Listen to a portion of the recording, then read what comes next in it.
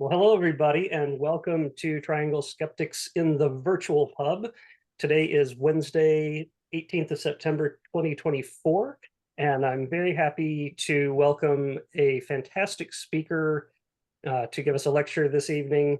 Our speaker is the incomparable Adrienne Hill, who is a retired high school mathematics teacher who fills her time as a guerrilla skepticism on Wikipedia editor, a board member of Susan Gerbich's About Time nonprofit organization, a Skeptic Zone reporter, a famously giggly one, I might add, and co-chair of the Western Canadian Reason Conference, or We Can Reason, which is held in Calgary, Canada at the beginning of May each year. Ooh. She has written articles for AITP Comics, for the Skeptic magazine in Australia, and for Skeptical Inquirer magazines. In addition, Adrienne is a board member and speaker for the Tourette OCD Alberta Network and a wannabe photographer, capturing one blurry bird picture at a time. Adrienne will be giving us a talk this evening on the Winchester Mystery House and the truth about the house and the woman behind it. And so without further ado, I'm going to turn this over to Adrienne. Thank you. Okay. So I'm really excited to be here. Thank you so much, Jeff, for inviting me. And as he said, my talk today is going to be about Sarah Winchester, and she is known for building the apparent haunted Winchester Mystery House, or the mystery house that never was, which is what I like to call it. And I've already asked you how many of you been to the Winchester Mystery House or how much you know about it. So I've got a little bit of an understanding.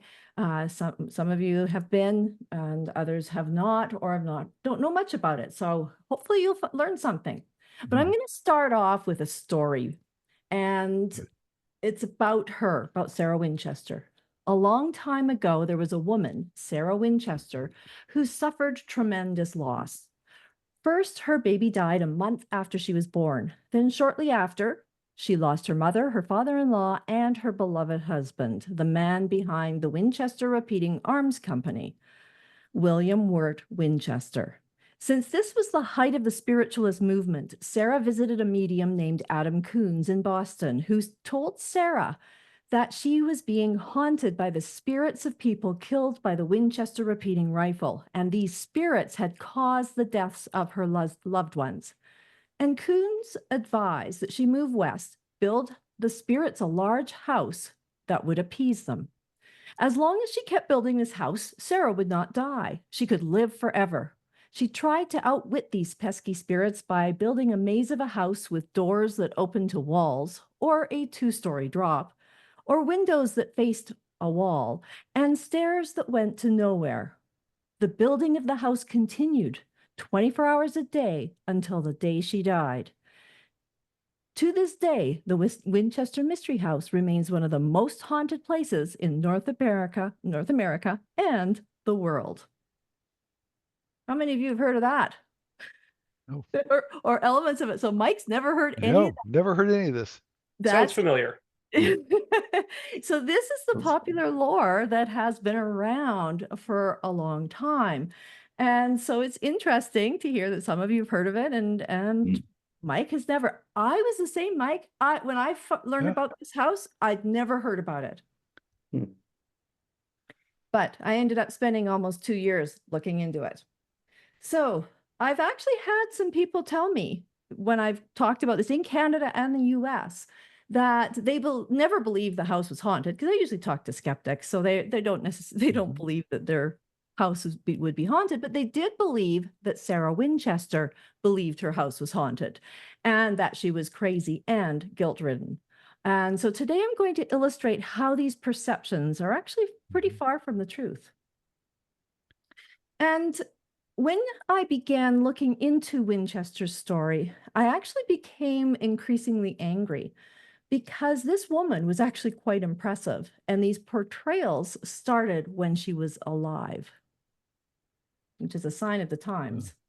So yes, fake news has been around for a long time, and here's an example of a newspaper article that supported the belief in spirits, and this has been going on since the late 1800s. And in this example, it's the Oakland Tribune dated November 8th, 1911. And it states, Mrs. Sarah Winchester, possessor of many millions, widow of the inventor of the Winchester rifle, is braving the wrath of the spirits by selling her palatial villa to Mrs. Delia Fleshhacker. Now, how's that for a name? Whoa. That's that's actually suitable for a haunted house, I think. And Mrs. Winchester, who is in feeble health, keeps herself hidden most of the time, scarcely a handful of people having seen her in the last 7 years. She is an avowed spiritualist. No.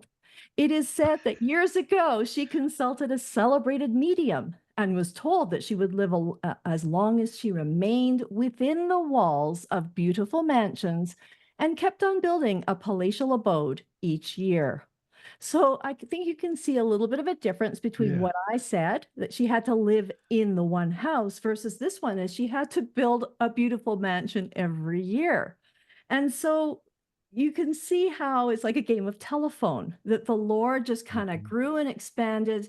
And there's actually some reasons for that. And she had many properties in the area, but it ended up, all the lore ended up on one house. And here's another example from the San Francisco Examiner dated November 28th, 1897. And this was specifically about the house. And it says, imagine she will die as soon as your house is completed. So feeding those rumors while she was alive. Now, this person is featured on the tour of the house. So if you go to the house now, I just went in January for the very first time. And I thought it was really curious that they featured this woman to talk about spiritualism, because Sarah Winchester did live in the during the height of the spiritualist movement. And this is Mary Hayes Chenoweth. And she was a contemporary of Sallie's. She was also another wealthy resident of San Jose. And she actually has her own museum house in the area called Hayes Mansion. The difference between her, though, and Winchester is that Chenoweth is was a self-proclaimed spiritualist, psychic, and mystic. And the implication on the tour was that since they are both rich and one was a spiritualist, they would probably know each other, and therefore both were probably spiritualists. And the reality is they didn't get along too well, it sounds like. Okay, let's go on. And what I found particularly interesting when looking into this a little further is that there was an absence of negative articles about Chenoweth, despite her spiritualism. And it is suggested that this was because her two sons owned two local newspapers, the San Jose Mercury and the Herald. So the news was biased against Sallie, despite others building big rambling mansions in the area, and despite others actually being spiritualists. So some journalists and Winchester staff and friends actually did try to set the record straight. And there are articles trying to do that you can find from the late 1800s, early 1900s. And that Winchester was not superstitious or irrational, but it was all to no avail. And I am still trying. We are all trying to set the record straight. And this is over 100 years later. And I'm going to start setting the record straight by correcting her name. And despite being called Sarah Lockwood Pardee on her birth certificate when she was born, soon after her birth, her paternal grandmother, Sallie Pardee Goodyear, died, resulting in her parents calling her Sallie. And this is a name she went by all her life. Even her correspondence was signed Sallie. And so henceforth, I'll try to remember that in honor of her. Well, let's learn a little bit more about her and her history. She was born in 1839 and married William Wirt Winchester in 1862. Of course, he was the son of the founder of the Winchester Repeating Arms Company that is still around to this day, as far as I know. They had a daughter in 1866 who died a month later from marasmus, which is a medical disorder resulting in the baby not being able to digest its food. And 14 years later, remember I said shortly after the deaths? So 14 years went by between the death of her baby and then the death of her close family members. So from 1880 to 1881, she lost her mother, father-in-law, and her husband. Will died from tuberculosis. And at this time, Sallie's own health was deteriorating due to rheumatoid arthritis. So Sallie decided to move to California, which was likely on her doctor's advice and possibly because of the allure of a lot of advertising at that time, trying to attract people to move to California, as well as she had traveled several times with her husband to San Francisco and she really liked the area. So there were many reasons why she moved there. And the next correction I'm going to bring up is around the name of the house. It actually had a name. The whole property had a name. And what would become the Winchester Mystery House was called Llanada Villa, since the property reminded her of a Spanish Basque area called Llanada Alavesa. And it was very beloved by her and her husband. And when she purchased the property, it was a ranch. So not very big, 2-story, 8-room farmhouse, and it was in the Santa Clara Valley. Her sisters and her family also moved, and their families also moved to California, and it was essentially paid for by Sallie. So she was a very, very generous person. And she decided to renovate this modest home. And this was a natural progression from when she lived in New Haven with her husband, where both her and her husband had become interested in architecture and interior design. And they oversaw together the construction and design of a new home in New Haven. And when she moved to California, she did attempt to hire a couple of local architects, but she was unhappy with their work. So she decided to run the project herself. Imagine a woman in the late 1800s running a project herself. Can see where some of the rumors came from. So she was a woman, we can consider her an architectural pioneer. Unfortunately, this independence resulted in rumors of her being irrational and superstitious, partly because the construction project lasted for many years. We'll talk more about that later. She died in 1922, and the house was in such disrepair that it could not be sold. And I'm going to get into more detail as to why that was throughout the presentation, because there's many reasons for that. And it couldn't be sold. It was in such disrepair. But John and Mamie Brown saw potential in this property because of the lore, and they leased and eventually purchased the house and turned it into an attraction. It was originally like a fairground with a Ferris wheel, etc., but it was losing money because of all the other things, and the money was made from the house itself. So they got rid of everything and just sold the house as the attraction. And it was open 9 months after her death and has remained open ever since. Now, what sources did I use, you might ask?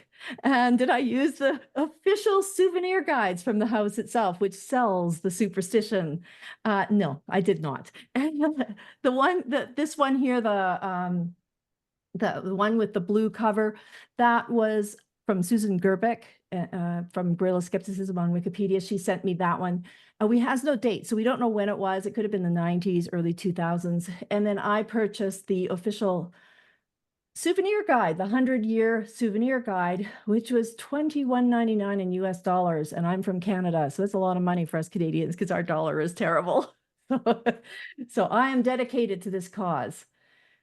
And what I noticed between the two souvenir guides is the ghost stories haven't gone away, but they changed their approach quite subtly to be more coached in questions. So instead of just saying, this is what she believed, they try and make it appear like a question. For example, on the very last page, it says, why did Sarah spend so much time, money, and energy to live the way she did?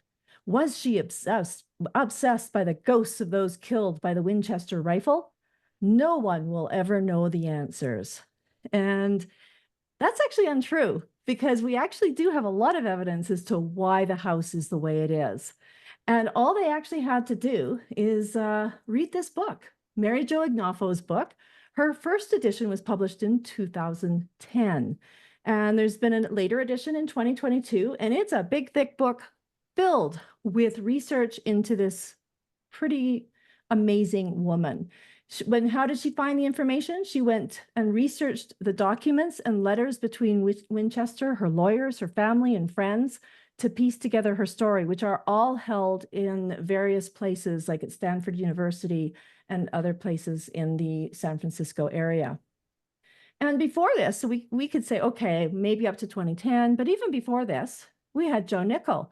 And he was writing Myths versus Reality for Skeptical Inquirer in 2002 in an article called Winchester Mystery House, Fact versus Fancy. And I kind of stole his words for that for my article in Skeptical Inquirer, as well as for this presentation. And Nickell wrote about the house in Sallie multiple times in several of his books as well. And my favorite find was this one here. Have any of you watched the Winchester movie with Helen Mirren in it? I recommend, if you haven't, don't, because it of course portrays her as the usual paranoid, eccentric, and crazy woman. And of course it was inspired by true events. And the movie, I was so happy to learn, was nominated for many 2019 Golden Raspberry Awards for Worst Picture, Worst Actress, Worst Director, and Screenplay. And best of all, Joe Nickell also rated the movie. What did he rate it as? 1 wooden nickel out of 4. So whatever you do, don't go see the movie. And it just expands on the lore and makes it even crazier than what I've described. So the new edition of the souvenir guide, between the Susan Gerbic edition and the 100th anniversary edition, they added a lot about psychics. Do you guys know Sylvia Browne? Yes. Yes. Unfortunately. Sylvia Browne, she was the one who predicted that a girl who had disappeared was dead, and she actually wasn't. They found her a few years later.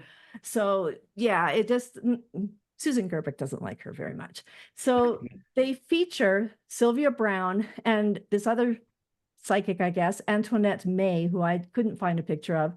And apparently those two saw, quote, great balls of red light in Sarah's bedroom, end quote. And Browne also saw 2 spirits wearing appropriate attire from Sallie's time, who could have been servants. Okay, they also feature a psychic investigator, Jean Borgen, and I couldn't find a picture of her, so I got Meta AI to create one for me. And she held a seance in the room that Sallie died in. And apparently during the seance, Borgen aged visibly in front of everyone and suddenly found she felt pain when she moved because Sallie had arthritis. And I couldn't find a picture, as I say, for a couple of these people. But this one, you know, James Van Praagh? Yeah. Yeah, so they really touted him. This is a picture I took in the Mystery House, so they were advertising him.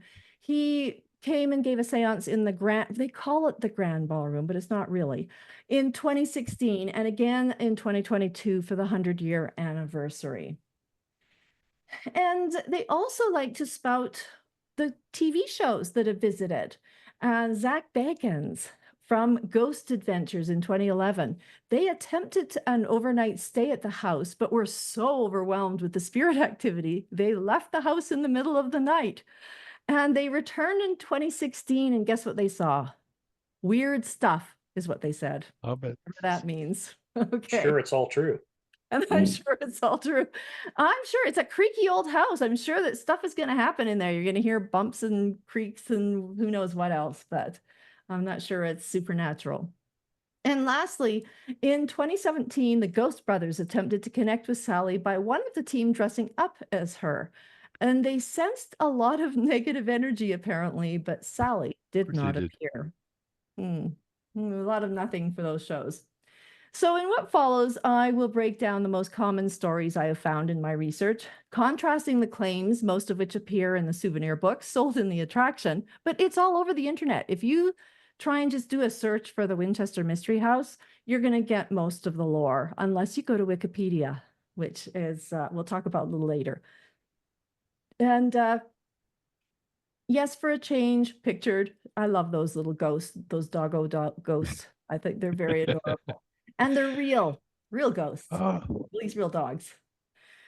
So the first thing is Fancy. She held by herself nightly seances in the blue room or a closet, which is kind of weird, to speak to spirits who guided her regarding her construction project. And the fact is that Sallie's staff stated she had no interest in seances. In addition, solo seances just didn't happen at the time, and records show that the blue room was actually the gardener's bedroom. It wasn't a seance room. Fancy, she had spirit parties, and I'm not talking about the kind with alcohol. And apparently these were lavish parties she held for the ghosts in her home, with food served on golden plates that were kept in her safe. Do you guys know who Kenny Biddle is? Oh, yes. Yes, yes. So when Kenny Biddle, I was talking to him about this particular thing where he had food served on gold plates. He says, "How do the ghosts eat the food? How does that work?" And I said, "Too many questions." Good question. It is a good question, don't you think? I think it's a great question. And so what's the real thing? The fact is they did open the safe after her death, hoping to find these gold plates. Of course, there were none. And there were only a few mementos, some papers, and a lock of her baby's hair. No gold plates to be found. And here's that story, like I was talking about, where Sallie sought the medium named Adam Coons, who convinced her to build the house for the spirits of all the people killed by rifles made by the Winchester Arms Company, and that she felt the guilt over the deaths of these people who were killed by the rifle. The reality, the fact, is there's been extensive research by multiple people to find this person named Adam Coons, who worked in Boston at the time, but he does not appear on any registers. And there's actually no evidence that Sallie ever visited a spiritual medium. Could she have? Sure. We could say she might have, because it was the spiritual movement and she had the means to do so, but there's no evidence of it. And the original name, Adam Coons, can be traced back to a book written by Susie Smith in 1967 called Prominent American Ghosts, and that became the lore after that book came out. It's unlikely that Sallie actually felt any guilt about deaths from Winchester repeating rifles, since weapons were not viewed poorly at the time and were considered necessary for survival. Plus, she was on the board of directors of the company until the day she died. So if she felt guilt, I'm sure she probably would have not done that anymore. She could have found, she was very, very good with business. She could have gone somewhere else.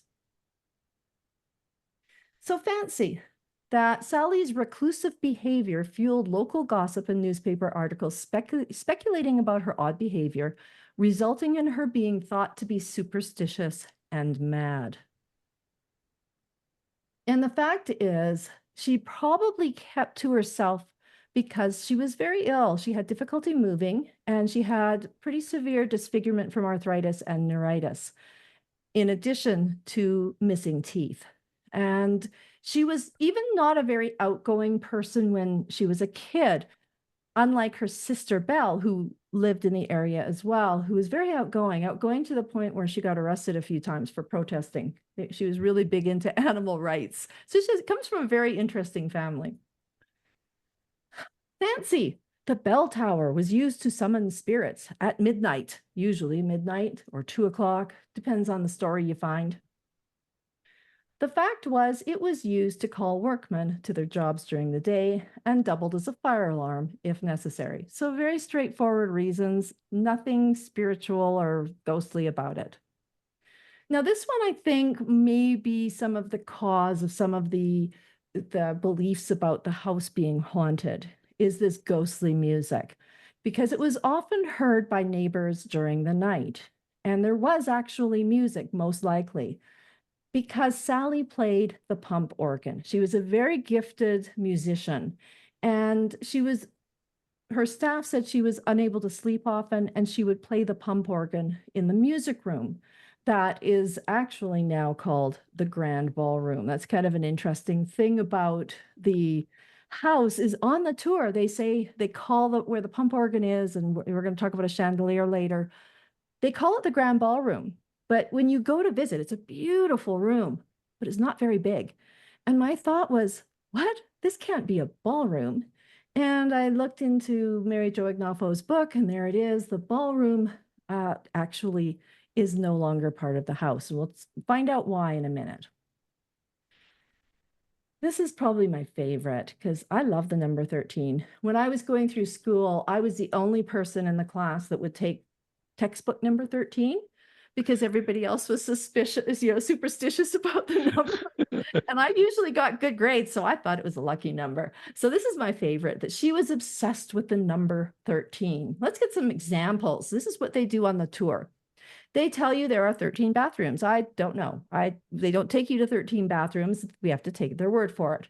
And there are 13 windows in one bathroom. What about the other 12? 13 overflow holes in one wash basin. So I saw lots of wash basins in there, but one of them apparently has 13 holes. 13 steps on a staircase. Yes, indeed, there were 13 steps on a staircase. And one of the cool things about this house is you're going up and down stairs. It's just like a maze of craziness. It really is. And there's some with, there's one of them, I think that's 40 or 42, great number, stairs because she had arthritis. And so they were really, really shallow. And they just wind all the way around. It's actually very clever. And there's other ones that were 5, so you just go down 5 steps and then you're down to another sort of level. There was one they said was 13 steps, except it really was 14. I'm guessing they didn't count the landing that you had to land on and then turned and then go down one more step to be able to actually get down to the level. So I guess you could say it was 13 if you didn't go any further. And there were 13 candles on a German chandelier that originally had 12 candles on it. And then there's the palm trees and the cupolas and stuff like that. I never counted the palm trees. I don't remember. And according to carpenter James Perkins, who worked on the property for many years, these things appearing in 13s were later additions to the home after Sallie had died. The first mention of the number 13 in relation to Yanata Villa actually appeared in print in 1929, 7 years after her death. And regarding that chandelier, and we're going to talk a little bit more about that, think about how much money she had. She was a very wealthy woman, and she had ordered a chandelier with 12 candles. Why would she just shoddily add, Joe Nichols said it was kind of stuck on there. Why would she just shoddily add a 13th candle? Wouldn't she have ordered one? Or if she changed her mind, I think it should have 13 because I love the number 13, ordered a new one. But, I think she could have afforded to have a custom one made. But here's the famous chandelier. And I have found 3 iterations of it. The last one on the right, the bright one, that's the one I saw. And the candle one is the oldest picture I could find. And if you look here, that's the one. Can you see it's kind of on a slant there? It's slanted a little bit. It doesn't have the little, wax catcher underneath, and it's just kind of stuck there. And what I thought was interesting is why did they not, when obviously they've done some renovations on the house, why did they not keep the style of candles? I'm sure they could have, but they went to glass, the sconce style, and they have a kind of a flat, flowery one here. And then finally, they ended up with the ones that are kind of tall and skinny. And look at how they're all kind of, it's like they've tried to compensate for one of them being askew, and they just made them all kind of a little wonky. I don't know. I don't understand why they have done this and why they keep changing them. And they don't mention they've changed them in the tour. However, they do tell you that all the furniture is not hers because there essentially wasn't much furniture in the house when she died. And any furniture that would have been there, her niece Daisy took it all and sold it or kept it herself. So they don't have any of the original furniture. Why can't they also expand on this, say we don't have the original sconces or candles? But they don't. They just say that she's crazy and had to add 13 to everything. So you may not know that I mean, Jeff did talk about this a little bit, that I am a Wikipedia editor with the Guerrilla Skepticism on Wikipedia project under Susan Gerbeck. And I created the Wikipedia page for Winchester Mystery House and Sarah Winchester, and the house was not happy about it. They were, they did not like it. And so On the Winchester Mystery page, a user named the 13 Spirit added to the page that the 13 elements in the home were all added before Sallie's death, except the 13 hooks in the blue room. And by the way, those 13 hooks, in the room before that, there were 5 hooks, but they don't even mention them. We just walk by it. And so, and it was apparently verified that Sallie did use a planchette, and I'm assuming for a Ouija board. I don't even know. It's just such a weird message to actually leave on the page. But as you can see, it was reverted quite quickly. Usually it's about a minute before it's reverted, but this was 20 minutes. That's a long time on a Wikipedia timeline. And I love the reasoning. You usually have to put a reason why you're changing things. And her reason for adding the information was that it was undeniable, inarguable, verifiable content beyond the power of opinion. Eh, But it still got reverted. Trust me, bro. Yeah, trust me. yeah. Exactly. And let's carry on. Some more fancy. Her nonsensical construction. I told you it's kind of like a labyrinth and a maze, and it was pretty crazy for sure. It included stairs that led to nowhere, doors that opened to 2-story drops, some doors open to solid walls. As mentioned, the reason often cited for this crazy construction was that the house was built to confuse the spirits that haunted her. And these claims regarding the strange construction started, as I said, in the 1890s and have continued to grow in scale like a good fish story. Sorry, bad pun. All right. But the fact is, the maze-like construction is partly due to her inexperience as an architect and partly due to large, elaborate homes being common during the late 1800s. You think about old construction, quite often there were winding hallways and kind of nonsensical, doors, etc. Or if you see shows that have construction of older buildings, that you find doors that used to be there, etc. So it wasn't that unusual. And she would often have rooms rebuilt if they were not to her liking, and would add a new wing in front of a door or window, blocking their access. She was very wealthy. She was able to employ a lot of people in an attempt to build exactly what she wanted. So she could afford to rebuild things and make errors, etc. But what really hurt was when the 1906 San Francisco earthquake hit.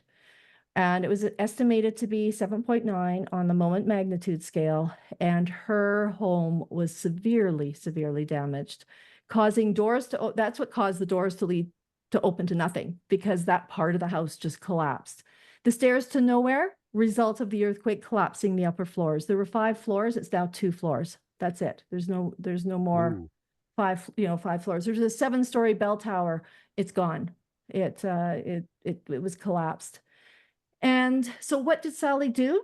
She boarded it up for safety, and the construction of the home halted right now, except for regular maintenance. She added an elevator a little later because her arthritis got so much worse, but she never rebuilt her home, and you'll see why instead. So fancy. The work on the house never stopped. It continued for 38 years around the clock until her death in 1922. And she was afraid to stop building because if she did, she would die. After that last slide, I think you know one of the reasons that this is untrue, and that is the earthquake. And there were actually long breaks in construction. For example, she was known to dismiss the staff for periods of time so she could rest because she was ill, or because the season was not conducive to continued construction. It was raining. Otherwise, she provided consistent employment to workers even during the 1890s economic depression. So she was very, very good to her staff. They stayed with her, were very loyal to her. And after the earthquake, the 1906 earthquake, she decided not to rebuild the home because of her health. And she focused instead on growing her portfolio and managing her own finances. And she proved to be a very savvy investor. She also owned a whole lot of properties. She owned more properties than this one. And she had almost a dozen properties at that time in the San Francisco area. Some of them she rented. And according to Miss Henrietta Servers, who was a close companion of Sallie's, she said that Sallie never had any superstitious beliefs, and she was actually a very smart, intelligent woman. Claim that she was trapped for hours in her bedroom during the 1906 earthquake, screaming and calling for help for hours. And they actually do that on the tour. They talk about that. Versus the evidence states that there is no evidence that she was even at Yanatavilia. In fact, I talked about her multiple properties. She had an Atherton home, and there's correspondence between her and her lawyer just a couple days before the earthquake. So the prevalent view is that she was actually at her Atherton home. Could it be possible that she was in Yanatavilia? Yes, it's possible. Was she trapped screaming? There's no correspondence. And I don't know about you. If you were a letter writer, which it sounds like she was, I'd be talking about that if I was trapped for hours. But there's no evidence. There's nothing that anybody has ever found. So we don't know if she was there. Highly unlikely if she was trapped. And this is a fun one, that she spurned the presidential visits. 1901 with President McKinley, and he visited the Santa Clara Valley, and he was turned away. The community wanted her to host him, and she said no. And in 1903, President Roosevelt visited California, but did not visit Winchester. And there were rumors that have persisted to this day that Roosevelt attempted to visit her, but her gate was locked and she refused to see him. Where the first one is true, that she did spurn him, the thing is the Roosevelt one, he didn't want to meet Winchester, since he was worried that it would be seen as him promoting the Winchester rifles. And while president, he was careful not to endorse any products. In addition, Winchester wasn't even in San Jose when he was there. She was preparing for her niece's wedding in San Mateo, and went on the day that Roosevelt drove by her home. So I think it's pretty cool and amazing that this woman declined the community pressure to see presidents. She really did have a mind of her own, which leads me to Badass Sallie. So the next few slides, I'm going to talk about some of the things that she did because people tried to take advantage of her. She was pretty cool. So she really avoided politics. She didn't like politics, but on one occasion, she did become vocal. In 1902, this fellow named McGraw ran to become a county assessor, and he named Winchester in his campaign speeches, stating she was only assessed $640 for all of her properties, which he would rectify if he was voted in. In reality, she was assessed more than $80,000. The $640 was only for one of her many properties. Early day Trump? Okay.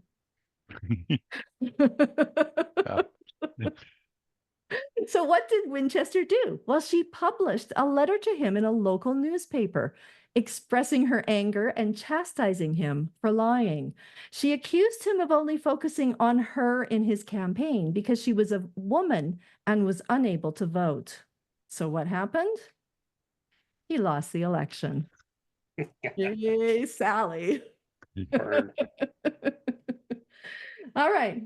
So the next thing is she was financially astute. And this is a picture of the Winchester Repeating Arms Company in 1891.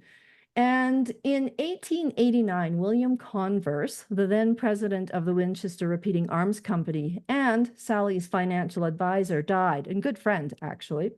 And she decided to look after her finances from then on and hired Frank Lieb as her lawyer. Can you imagine a woman taking control of her finances? You weren't even allowed to have a bank account, but William Wirt, her husband, made sure she was financially secure and could access the funds. Pretty amazing guy, too. So in 1893, the stock market collapsed and many banks failed. However, Winchester lost, while she did lose some money, she never suffered serious financial trouble because she was very conservative with her decisions. And in 1898, the Repeating Arms Company was profitable again. She was also extremely successful with her real estate purchases. She was continually buying and selling and making money off of her real estate purchases. And that helped her grow and sustain her wealth. As I say, at the height of her property, she owned a dozen, and she rented many of them out. She was also owned an ark, or what we would call a houseboat, but it was really big, a really big houseboat, but they called them arks. I thought that was really funny. And, she had one of those for many years. And remember that I said something about an ark, because it'll come back. So after the 1906 San Francisco earthquake, she undertook a project that she imagined would attract visitors to the Burlingame area.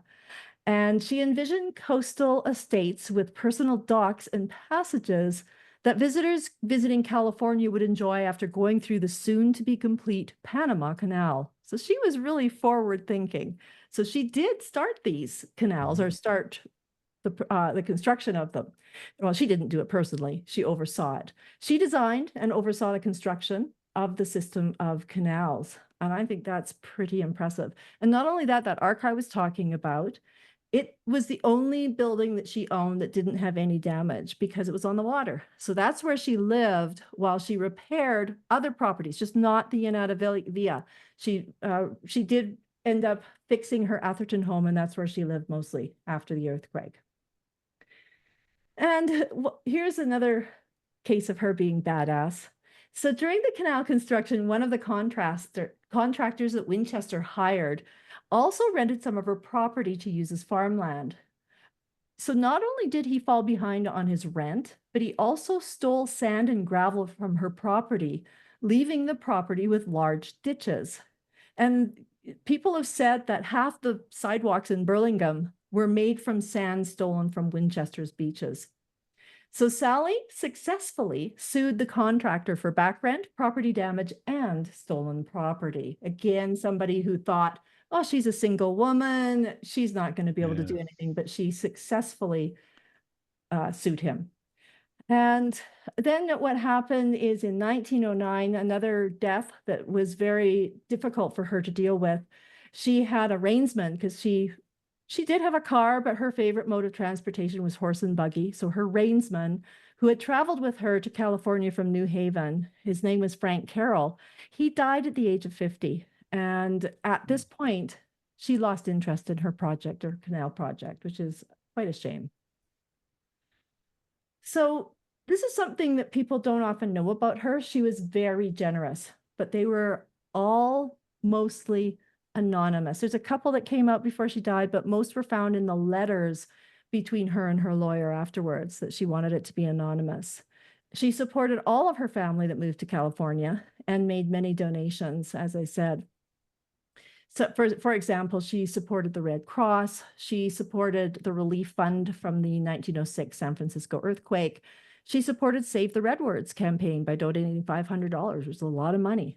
And after Frank Carroll, her reinsman's death, Winchester purchased a home for and continued to financially support Carroll's wife and kids. I don't know of very many employers that would do that. I think it's pretty amazing. And by far, her largest donation was very, very close to her heart. She donated anonymously $300,000 to the tubercular ward in New Haven, because that's what her husband had died of, if you remember. And over a 10-year period, she donated over $1 million to the hospital. And it opened on April 4th, 1918 as the William Wirt Winchester Hospital. And by this time, of course, it was known who the donor was because it was named after her husband. Unfortunately, Winchester by that time was not well enough to attend the dedication ceremony. And eventually, the hospital became part of the Yale School of Medicine, so it's still there. And because most were aware of her philanthropy, the press and those who did not know her thought of her as a miser, and that was not what she was. Again, a little bit of unfairness. So let's go back a little bit to Wikipedia kerfuffles. Immediately after I published the page, someone from the Winchester House tried to remove everything and redo it, unsuccessfully, of course. And if you want to read more about it, I'm not going to talk more about it because I want you to go and read my article, because this is the first time I've ever been on the cover of a magazine. So I'm going to do a little bit of a plug. So this is me seeing it for the first time. I wasn't even home. I was traveling when it came out, and I was at actually Melanie Tresick King's place. And if you don't know her work from Thinking is Power, check it out. Her stuff is excellent. And she had a copy there for me to get all excited about. Now, to illustrate the importance of having correct information on Wikipedia, as I said, I was the one who created her page as well as the Mystery House's page. Well, not created them, rewrote them. They were already there with a lot of misinformation. So I wrote them with, the proper sources, etc. And to illustrate this importance, if you can see there, I have almost 1 million views on the Winchester Mystery House, and I only published it in 2022. So it's in 2 years. And what's crazy to me is it seems to just be growing, because when I did a talk similar to this in January, there were 300,000 less views. So it's just going crazy. I don't know why there's so much interest in the Winchester Mystery House, but there is. And 130,000 views on Sallie's page. And I'm certainly not getting that much attention on Facebook, TikTok, etc. And I like how I'm working kind of behind the scenes, somewhat anonymously. Of course, a little less every time I talk in public about it. But you're my people. You're all good. So, and what my vision is, this is sort of my imagination. I envision people going to the tour and then leaving and checking the Wikipedia page after and learning the truth. I love thinking about that, and I really hope that's what happens. So after learning about the real story of Sallie Winchester, I'm going to ask you to think about what is more interesting, the truth or the fiction. Yeah. Right? I think her story is incredible for the time period. And do I want to get rid of the lore? No, because that's part of it. It started when she was alive. Talk about the unfairness of it, because I think it really was unfair. So in my opinion, the truth is far more impressive than the fiction. And I think I got a yeah from the audience. And Yeah. I think this person wrote a really good review of Agnofo's book, and it sums up my feelings pretty well. Quote, although my lifelong illusion of who Mrs. Winchester has been shattered by your book, I am glad for it. I find her actual story far more inspiring and a cautionary tale in the effects of journalism and the intolerance of intelligent women that history had to rewrite her story to make her seem unstable, end quote. I think that's beautifully said. So what are we going to do?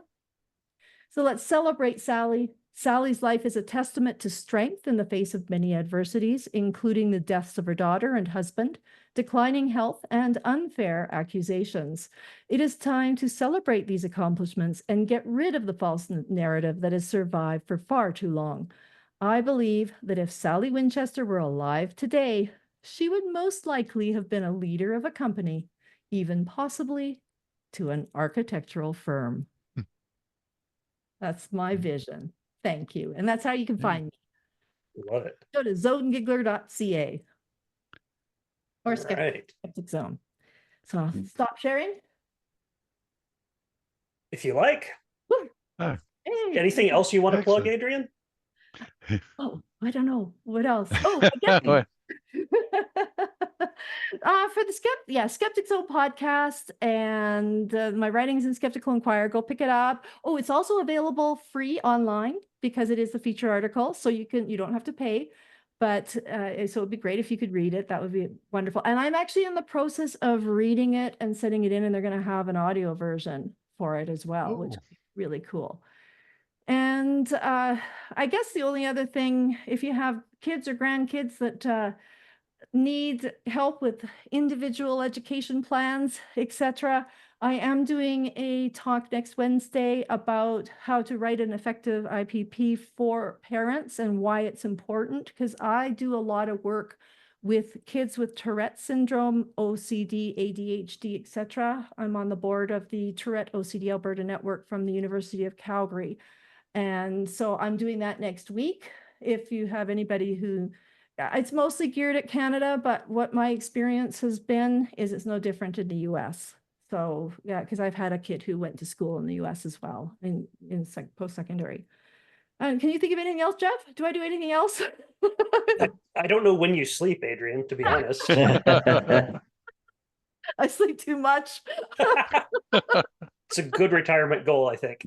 Yeah, it's been a very busy retirement, I'll tell you. And I've gotten a fair amount of attention that I didn't expect for being on the cover. I've been just even today I got asked to speak up at MacEwan University in Edmonton in a couple weeks. So to students. So it's really cool.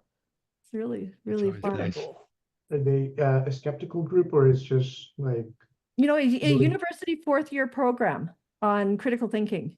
okay, Yeah. I cool. love that that exists I and that know. you got to be part of it. Yeah. Yes. Yeah. Oh, and PsyCon's coming up. Is anyone going to PsyCon? Yeah, we're going. Hey, I'm hoping to go. I may have to cancel because I have a new grandchild who's not driving, and Oh no. yeah, it's Okay, a bit of a worry. So I may have to stay here. Well, I haven't decided yet. We'll see how it goes. But Hope spent things 3 look up and we get to weeks. see you. Yeah, I hope because there's no PsyCon next year. So that's right, yeah. such a We'll figure it out. We can do an impromptu. That's right. We can meet at the Sarah Winchester house. I was Oh. supposed to actually meet Ross Blotcher at the at the Winchester Mystery House. He was going to interview me about it. And my grandchild, the day before, I checked into my flight and everything, and my grandchild ended up in the ICU.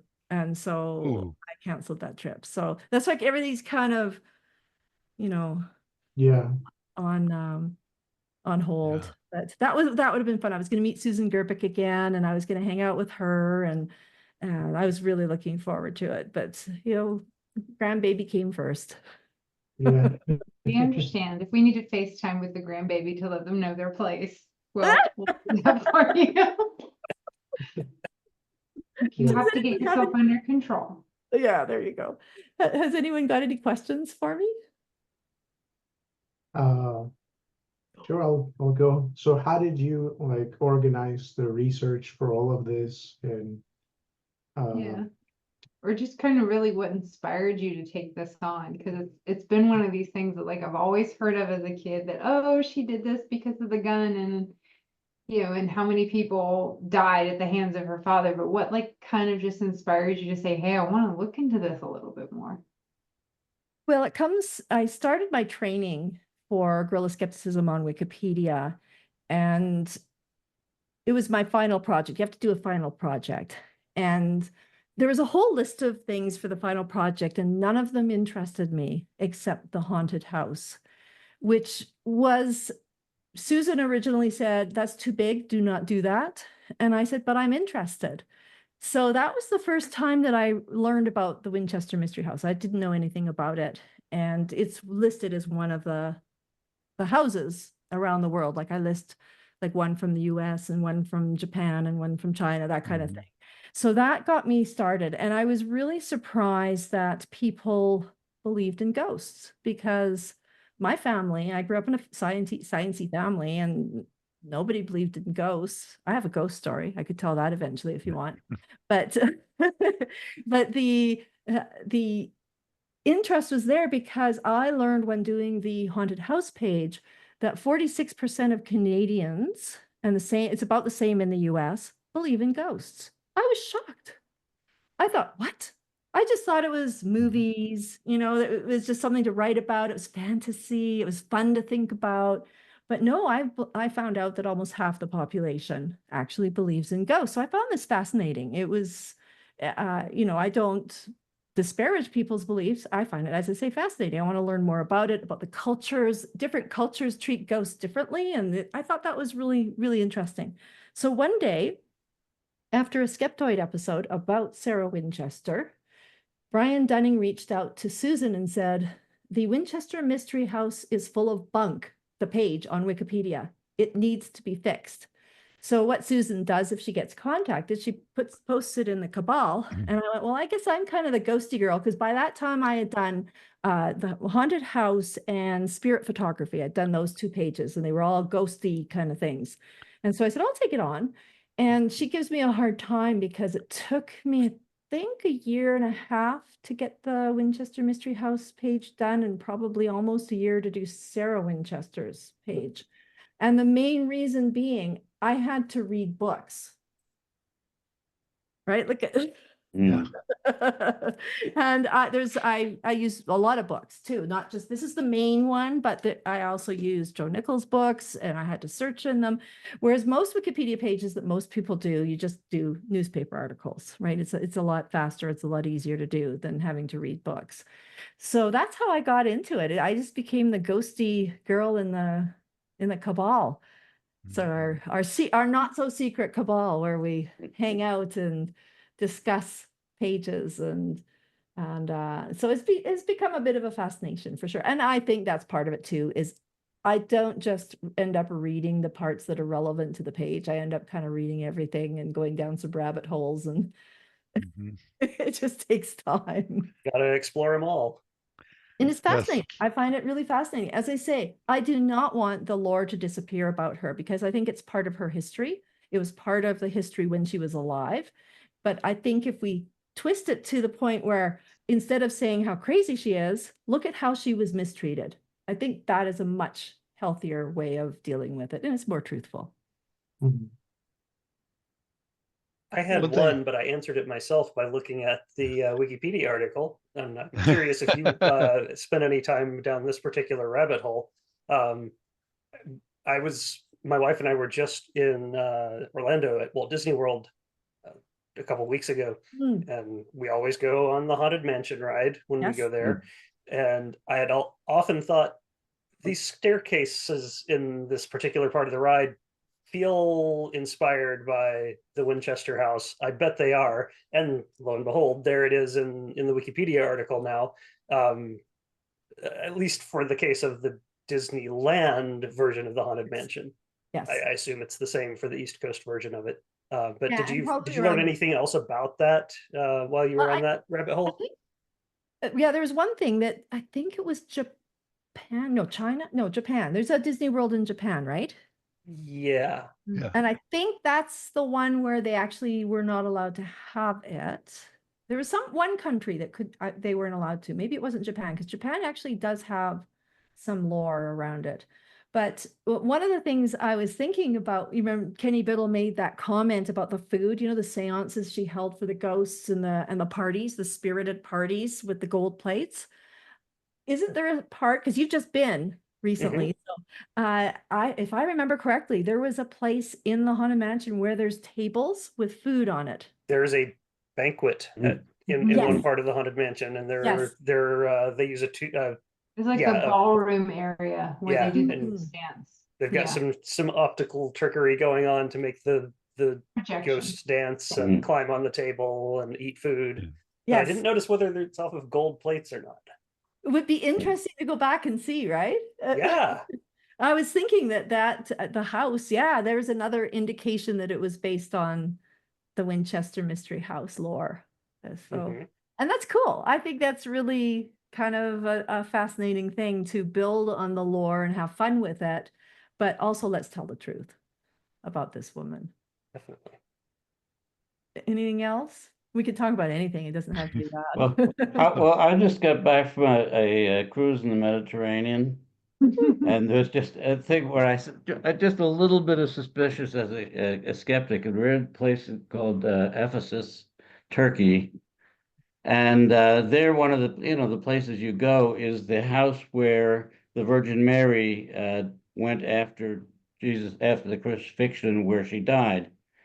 And the guy just told me this like this is a well-known fact, but apparently the way they figured out this was the house she was at was based on somebody's dream. And but I mean, and there's like lines of tourists going through this thing, and I just some alarm bells went off. Oh yeah. This woman had a dream, and then somebody was familiar with it. Oh, that sounds like a place I know, and so I imagine there's a big tourist thing going on for something that's almost certainly totally irrelevant to what they're claiming. Yeah. But it brings the people in, just like Yeah. the stories bring the people into Winchester Yeah. Mystery House, right? It's the There same was idea. nothing actually. I mean, there was a stone house that was, I guess, with the proper age, I guess, and But other than that, there was nothing there that would tell you anything about who lived there, Yeah. or, you know. So, I think that's the actual answer right there, Adrienne, to the question of why do all this number 13 stuff. Is it brings the people in for the tour. yeah. Oh yeah, it works as a great tourist. Yeah. I mean, And as I say, I maybe went there a long time ago. I probably But just believed I what they think it's told me, you know. fascinating knowing that part of the house was destroyed in an earthquake. Like, because I've Yeah. always heard that it was just, oh, she put stained glass windows that were north facing because she just told them to do it, because it was just do this because I don't want to be haunted by the dead people that were murdered by my father's rifle, kind of thing. Mm. And just kind of explaining away why this house looks so funky that it is. But when you tell me it's because, well, half of this crap, you know, was destroyed in an earthquake, it's like, can we figure out like what it was supposed to look like? Like, Yeah. what, Well, remember because that brings up the truer mystery is why did she keep building upon this house? Like, you're wanting to blame it on ghosts, but all this history has been lost because it's actually been destroyed by a natural disaster, and we don't really know why she did these eccentric choices in the first place. Well, part of it, yeah, is that there's an interesting supposition that I found in my reading, which was she originally made it so big because she wanted all her family that came to California to live with her.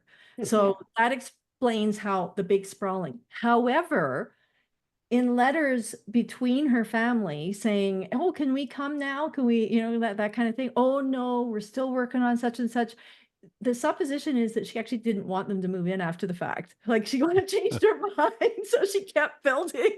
And then the earthquake solved the problem for her, right? Because it collapsed. And I think people forget that is to research that time and to figure out that maybe she got a little too like in over her head about spending and costs, and then a natural disaster kind of like fixed her it health. for her. Yep, and her health was bad too. I mean, there's all those things, all those factors. Yeah. And also, I mentioned briefly, I forgot to go back to it, but or maybe I did, the ballroom that they call the grand ballroom, that was really the music room, with this beautiful room that's very small. And I'm like in there going, there's no way this was a ballroom, because ballrooms are not, I've been in ballrooms of the wealthy. They are nothing like this. They're like very grand and verbose and Big, right? So the grand ballroom was destroyed in the earthquake and never rebuilt. But then the Mystery House people, the new owners, the Browns, called the music room the grand ballroom. Why? I don't understand. Because they felt it must have a ballroom? I don't know. Probably Maybe it was an inside joke. Well, because those stories continue. It's like I remember watching a documentary about the myrtle plantation in Louisiana, which is supposed to be the most haunted plantation in the South, and realizing that, like what Kenny talked about at our skeptic camp, is just really when you start to ask people questions about where these stories came from, when they originated. It was like somebody just said something, it got carried on by somebody else, and then when we go back to fact check it, we realize that there's a lot of holes, and it just kind of continued. Takes on, it's a game of telephone, as I said, right? It's a huge game of telephone, and it takes on a life of its own. It brings up, I think, when you look at our past history as a country, or even other nations, there's such a gap if somebody didn't record something. So we don't understand why, like, I don't want to talk about Erica's book because we're going to talk about that next week. But when she talks about cannibalism, there's this whole big history of, we have no idea why people ate other people. We have to kind of fill in the gaps of why ritualistic cannibalism happened among civilized societies, and it makes us uncomfortable to think about, well, why would some person just keep building upon their house and making it this big grand thing? There has to be a reason. They were insane, they were stupid, they were crazy, or they may have been paying a psychic to tell them they had to do this so that they wouldn't have their whole riches taken from them. But or yeah, she when you loved architecture, and she wanted to keep experimenting, and she wanted to keep people employed because it was a depression. Right. right? Which is Yeah. And we try to attach that meaning to it when we just don't have the diaries or the information from that person to tell us this is exactly why they wanted to do this. Like, you know, we actually do have an awful lot from her and her, between her and her lawyer. There's a lot of correspondence that was amazing. extremely helpful. And there's correspondence around things like, yes, I built this room and it's too dark, and so I'm going to have to redo it. Like that kind of thing. Right. So Yeah. there's always reasons as to why she redoes it, but we don't know all the reasons, but we have an indication of her thought process through these letters. And so we have a lot more from her versus maybe other places, because the records, all the correspondence for whatever reason have been kept all these years. And, you know, nobody had ever written anything about her. And Mary Jo Ignapo, who's a history professor, she went to a local library, and the librarian said, hey, you know, nobody's ever written a book about Sarah Winchester. I think you should. And she started getting into it, and she went down that rabbit hole and the book. So thanks to her, if it wasn't for her, that Wikipedia page would not have been written, because I would not have had enough sources to be able to, you know, there were little bits, but You wouldn't have had what you needed to be able to say, hey, this is really not what happened. This is why she did this, and this is actually more interesting than ghosts. Yeah. And what was really interesting when I was on the tour, and when they were saying, look, she built these crazy stairs to nowhere. And I tried not to be snarky, because, you know, I put my hand up and I said, but wasn't there an earthquake that happened? And wasn't that why the, you know, stops. that used to be, part of this house is gone. yeah, that used to go to another level. And she went, yes, you're right. So she was really good. And, but if, you know, if I hadn't said something, then it would not have happened. And then the next thing was they were in the bedroom that she was apparently trapped in. And so I Oh. I understood that there's actually no evidence that she was here, that she could have been at one of her other homes. And she went, yes, that's right. So she was really good. It's in the script though, so I have to say. Yes. But good for her, right? And she actually said all these things kind of snarkily, like she didn't believe them. So kind of in a comedic way, and I actually appreciated that. The trip that I was supposed to go to with Ross Blotcher and Susie Gerbeck, they said it was full of ghosty stuff, and no, they would not back down on the ghosty stuff. So it was very different from what I experienced. So I'm hoping that they're going to gradually move away from that and just tell a bit better of a story. But, and maybe I'm naive, but I would prefer to go to something that was told, like I said before, look at these newspaper articles that said she was spiritual.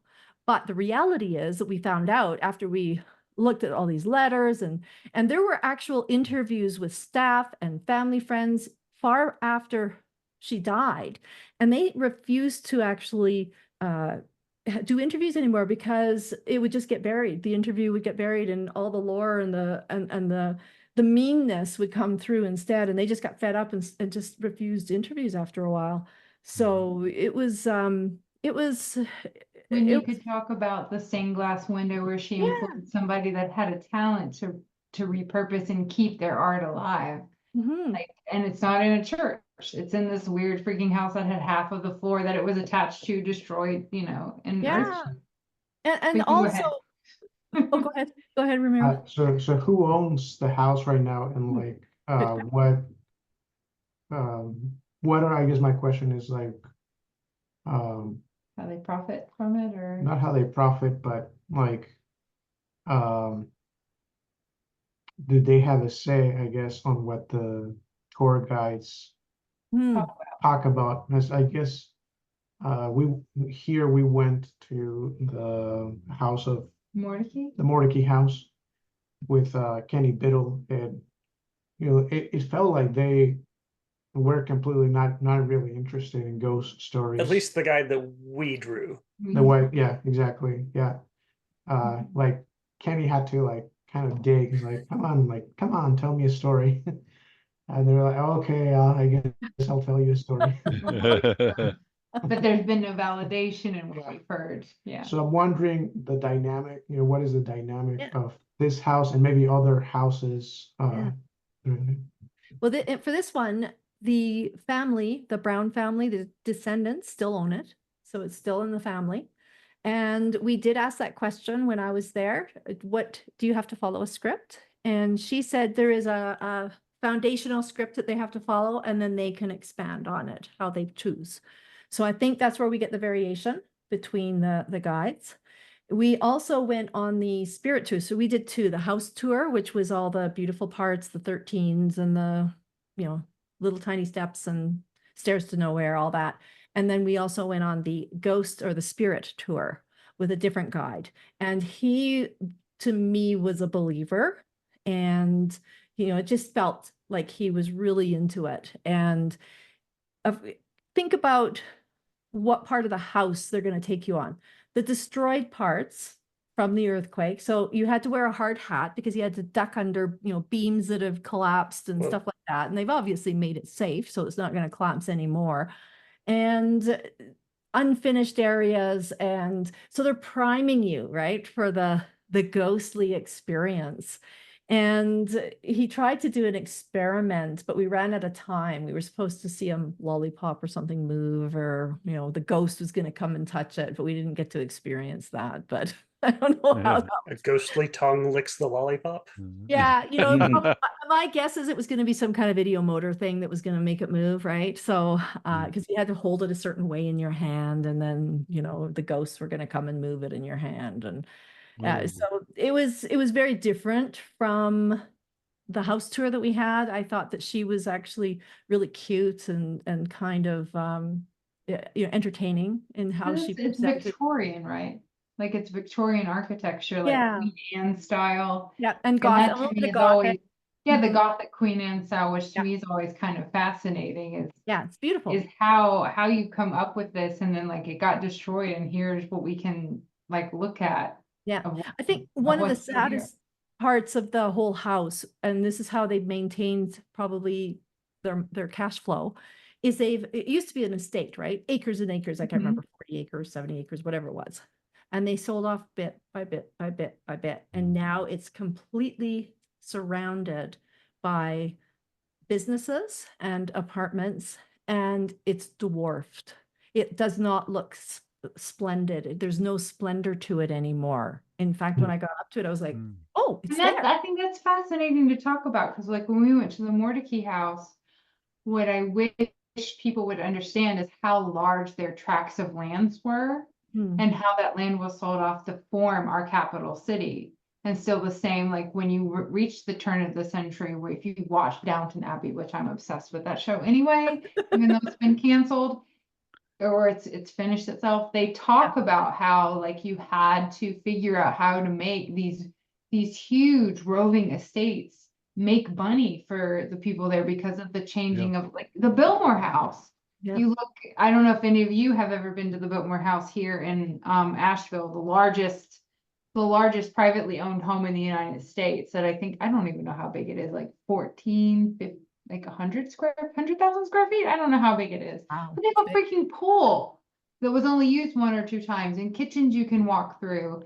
And understanding that this huge roving estate, they had to figure out how to make it, viable for the people that stayed there. Like there was cattle and horses and other things going on, and people forget that we were in the Industrial Revolution around that time. We were moving from child labor to actually making machines do things, and she was in that transitionatory period. So yeah, that I find more fascinating than to say just ghosts. It's like, how do you keep the Gilded Age going when you know that you're fighting against the times and the Great Depression? Like all this stuff was happening. Like we have hindsight to tell us that there was a financial collapse, and then we had a massive world war, and like this is why the Vanderbilts and the Rockefellers and the Carnegies don't have their stuff anymore. Right.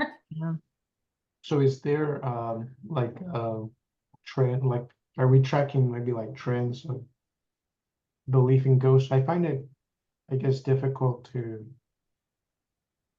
believe that people, like you said, like people believe in ghosts, especially with the internet. Like it seems like there would be I think that other would do it. Yeah. other Because- types of skepticism, or not skepticism. It would be like, it feels like ghosts feel a little boring and dated. What you talked about is that one lady hadn't started writing about it and putting Sarah Winchester's letters out there, that there would be no way you could do the Wikipedia page. Yeah, so at least to Mhm. I have this feeling, maybe I'm wrong, but like to today's generation, are ghosts still interesting in like are they into them, or is it other generations? Are you talking about I- like, I think it's kind of like astrology. You know how it's had a resurgence with the young people. So they tend to ebb and flow quite naturally. So I would be very surprised if ghosts weren't part of it. And they may not see them the same way as, That's true. some people have, but they'll recreate it somehow. I would guess that young people, like my kids, don't. So it's hard for me to judge because my kids are Yeah. are they Zennials, like the skippity toilet Riz generation? Is that called? I hate that. I do know that, one of my kids' friends does believe in ghosts, but that's just one. And so it's hard for me to say. I would guess, if I remember correctly, it just popped back in. I believe the younger generation believe more now from my stats. It was Really? broken down. Yeah. And I wonder, because if it does have something to do with social media, because there's an awful lot of ghost sightings, etc. Mhm. And Kenny Biddle spends a lot of time going through and recreating them, showing how it's done. But not everybody sees that. And I think I remember being a teenager, and maybe you guys were the same. And I loved hearing about ghost stories. And there was a little part of me that wanted to believe. And so if there's a big Yeah. part of you that wants to believe, Mhm. I think that it's going to be easier to do that. And, Yeah. it depends on how you're raised. If your parents believe, you're probably going to believe. My parents didn't. Do you guys want to hear my ghost story? Please. Oh, Yeah. so I was about 5 years old, and we lived in a Nice. house in Cranbrook, BC, and it was just a bungalow or a one-story building. And in the middle of the night, I was woken up to footsteps, and I like to do it like thump, thump, thump. And I woke up in my little skeptical brain of 5-year-old pre-skeptical brain, looked out the curtains, and I couldn't see anything.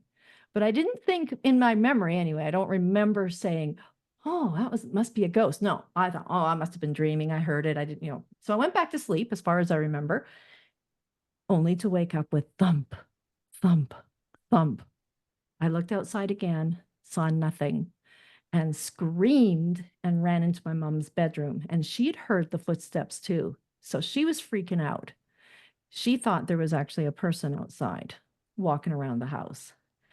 And my dad wasn't home at the time. He was on night shift working in a pulp mill. So it was just my mom and I that were there in the house. So we huddled together and trying to sleep. My dad came home and we found out what the ghost was. It was an organic ghost. My parents the day before had bought a huge sack of potatoes, put it on the landing going down to the basement, and it had fallen over in the night. And then they proceeded to roll down the stairs. Thump, Thump, thump, thump. thump. So that was my early exposure to ghosts. And I don't recall ever believing in them after that. There was an explanation. We figured it out. Yeah. So Potato ghosts. I just Googled it, and it says 40% approximately in 2023 answered the survey they believe in ghosts, and then another 20% they're not sure if they believe in ghosts. And frankly, I'm not sure how you have that as an answer, because belief isn't. I'm not sure. I'm not sure if I believe. That's kind of weird. So that means probably around 60% of people are somewhat believing in ghosts. Yeah. Yeah. Is that a Pew joint, Rob? I think it was. And so There's a few. story, There's been lots of different ones. a story kind of like yours, but it lasted more than overnight. I heard this was a skeptic, and I don't remember who this was. It was on either a podcast or a YouTube video. I heard this probably 5-ish years ago. He told the story of growing up in a house where they were all sure that their deceased grandmother or grandfather was still there because the rocking chair that they loved would rock all the time, and there's no one around. And then he grew up in the house. I don't know when they sold it, like 15 years later after he was, young and remembered the rocking chair rocking, and they still had the rocking chair. And the moving crew came in and they took everything out, including the carpet. And then they realized, oh, it's the floorboards. When you walked on the floorboards, it made the board under the chair move and the chair rock. Yeah. But they just had it as part of their, that's life. Our grandmother is here. Mhm. Yeah. Yeah, we had a resident, we called it a resident ghost, but of course we didn't really believe it was a ghost. But again, it's a fun thing to kind of talk Yeah. about, where our TV would turn on and off again at night. And the first time it happened, I was by myself. Greg was out of town, and I had the 3 kids with me. And we had really obnoxious neighbors behind us who would party on a Wednesday night at 3 a.m. and wake me up with the loud music and stuff. So I heard this talking and laughing, and oh God, they're at it again. And I slowly woke up and I realized that sounds like a TV show. And so I get up and I walk out to go and see why the TV is on. And as I walk into the family room, the TV goes poof and it turned off. Mm. You know how, Yeah. even though I know it's not a ghost, I know that there's not something weird going on. This is not a horror movie, but you still kind of, in the middle of the night, you get freaked out a little bit. And then this happened a couple times where it would just turn on and we'd wake up in the morning and the TV was on, and we're sure that we turned it off. And we found out later that in the early days of our Bell TV box, our satellite box, it would do an update in the night. And it would actually trigger the TV to come on. So Yeah. we knew there was something. We knew there was something electronic, something weird. Maybe we were thinking maybe the batteries in the remote were low. Like, we thought of all these different things. We changed the batteries, it would still happen. But then we found out, there's an article that came out, and I guess it was freaking people out. So we solved that one several years later. But even though we called it our ghost, our ghost sat it again, nobody in our house actually believed that's what it was. It was just kind of a fun thing. Probably a majority of people growing up with that would just, that's a ghost. They would just believe that, and not being skeptical, especially if they had the propensity to believe it in the first place. Yeah, exactly. It'd be very easy. My wife and I have a ghost in our bedroom. It haunts the dresser and makes the drawers come open inexplicably. Now, these haunting events tend to correlate with when I haven't recently reached behind the drawers to pull out the pairs of socks and other things that have fallen down from the upper drawers behind the lower ones. And it's mysteriously the lower drawers that often get Get filled opened up by with the socks ghost. and get pushed out. Exactly. Yes. The catches just don't quite catch the Yeah. same. Yeah. I found, We always say, the ghost is back. Yeah. so I found on CNN, there's an article from 2021 by Harry Anton. And I guess this was when this article was written, belief in ghosts had risen by 400% since the 1970s. Yeah. I don't Yeah, I think have I some can stats. Yeah, that show how it's Wow. been going up since the 1990s. I have stats from the 1990s, but that's really interesting about the 1970s. That's sad. It is sad. That's really sad. Well, yeah, but it's totally understandable, because you have all the shows on television about them, and Yes. they're all pro. That's true. Yeah. Right, That. but Yeah. before that, they probably weren't doing that. And now, by the way, more people believe in UFOs, at least in America, than ever before, because of our congressional hearings and all this. Mhm. Oh my God! Yeah. I just posted yesterday. Luis Alessandro was on the Daily Show, I the couldn't comedy believe show. that. And they gave him about a half hour just to promote his book. Of course, the guy pushed back with comedy. The aliens are here. Oh my God. But there was not a skeptic there to push back. And basically, oh yes, they're here. The government knows about them. We have secret alien technology. And it just ends what every viewer thinking this is true, because this guy's an expert from the government saying this. Well, people Yeah, that right. already believe, I'm not sure. I'm sure there's a lot of people that would go, oh God, not again. I hope Yeah. anyway.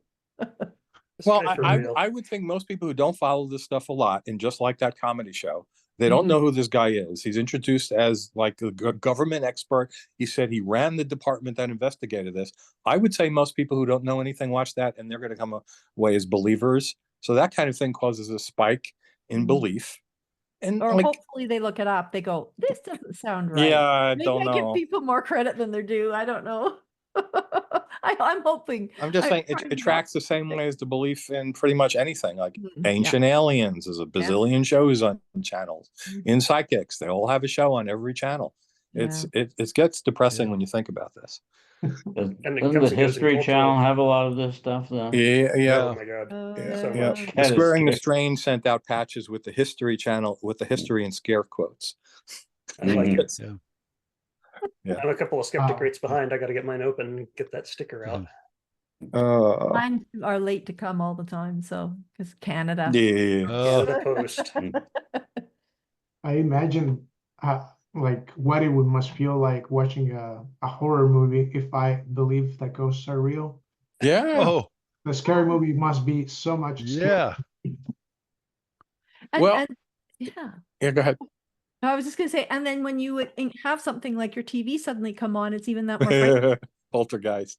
Yeah. Was that the one with the girl with the that came out of the TV? I never watched it. They're here. Yeah. So this is the thing. I used to believe in this kind of stuff when I was a young kid, and aliens abducting people through the window with tractor beams. And I cannot watch any of these. I do not watch scary ghost movies, and I do not watch movies about alien abductions because I will have a nightmare about them. Even though I don't believe in them, you can't control that. And I don't want to, wake up with a night terror that I'm being abducted or, being haunted by a poltergeist. So, yeah, I know that's stuck in my brain. It's the same thing that, I work the Recovering from Religion Helpline, and we get people stepping away from their religion, and they don't believe anymore. They've come to believe the Bible is fake, and they still have dreams about burning in hell. Yep. And you can't stop it. Yeah. The amygdala is not directly connected to the prefrontal cortex. Yeah, what you said. I'll be acting instead of Eric tonight in this capacity. I was saying instead of Steve Novella, the neurologist. That was good. Eric is a neuroscientist. Yeah. So do you still have dreams, Rob, where like in ghosts or? Well, no, I avoid the situations where I'm going to be triggered and think about those things. So no. Okay. Yeah. Gotcha. No, but on the other hand, I also didn't like possessed dolls, which I guess is also ghosts in some way, right? Demons possessing dolls. So I'd never seen Chucky or any of that series or Annabelle. No, me neither. So I went to Kenny Biddle's house when he was still in Philadelphia, and he freaking had little dolls all over the place that people said that they were haunted. He makes them too. I could not live in that house. He buys beautiful dolls and then he makes them creepy. I could not live in that house. I would have nightmares all the time. I had a ventriloquist dummy, and because of that episode of The Twilight Zone where the dummy took control of the ventriloquist, like I would lock it in the closet at night when I went to sleep. That's funny. But ghosts can get through. Yes. Yeah. They sure can. That's a question that I was asked once, was why do ghosts walk on walls walk on floors but through walls? Why don't they fall through the floor? And I thought, well, what a good question that is, because I'd never thought of it. Has anybody watched the series Ghosts? There's a BBC version and there's a CBS version in the US. No, I have never watched it. Actually, strong recommendation. It's really great. It's like tongue-in-cheek. It's a comedy, I know. It is a comedy, and it's totally tongue-in-cheek about like the rules of being a ghost not making any damn sense. Like we can sit on the furniture and we can walk on the floor, but we can also walk through the walls. Yeah. I know, mate, it doesn't make sense because, like there'll be a new ghost, somebody who's just died and joins the fold, and they're like acclimating them, orienting them to the new rules of their existence. Yeah. We don't know. Yeah. It's like the ghost eating the food, where exactly is that food going? Yeah. Well, when Kenny Biddle was here, one of the things I asked him was, these people are designing these machines that detect ghosts. How do they know? Yeah. Where do they get their test? I love Ben Bradford. that's one of the things that him and Joe Nichols say in his books about hunting ghosts is the first thing you have to do is define how you find them. Yes. Right? What are the properties of a ghost? Yeah. Yeah. Exactly. What are the properties of a ghost? Yeah. Well, thank you, everybody. I think this has been a lot of fun. Adrienne, Very much. thank you so much again for your Thanks for knowledge having and me, for being guys. so generous with your time. Thank you, Adrienne.